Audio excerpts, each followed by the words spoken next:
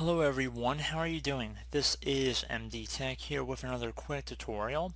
In today's tutorial, I'm going to show you guys how to hopefully resolve if you're getting an error that says failed to initialize Direct3D. So this is actually a part of DirectX, and if you're going to be trying to render 3D graphics, this tutorial will be for you and you're having this problem.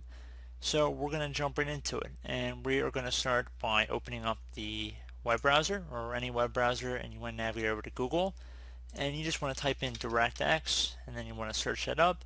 One of the best matches should be from Microsoft domain that says download DirectX and user runtime web installer. I'm going to just left click on that one time to open up the web page here.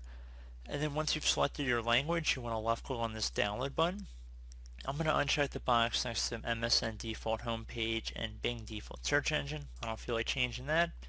And then I'm going to left click on no thanks and continue to DirectX and user runtime web installer. Should take a second to download. I'm just going to left click on the file one time once it's downloaded. You're going to get a user account control prompt asking if you want to allow this app to make changes to your device. I'm going to left click on yes. You can minimize out of the web browser at this time. So you should get a pop-up saying welcome to setup for DirectX. I'm going to accept the agreement and then left click on next. I'm going to uncheck the box next to install the Bing bar. I don't want to install it. Then I'm going to left click on next again. This will take a moment, so just be patient. Should see installation complete. Left click on finish. Wait to just restart your computer, and hopefully your issue has been resolved. So as always, thank you guys for watching this brief tutorial. Do hope I was able to help you out, and as always, thanks for watching, and I will catch you all in the next tutorial. Goodbye.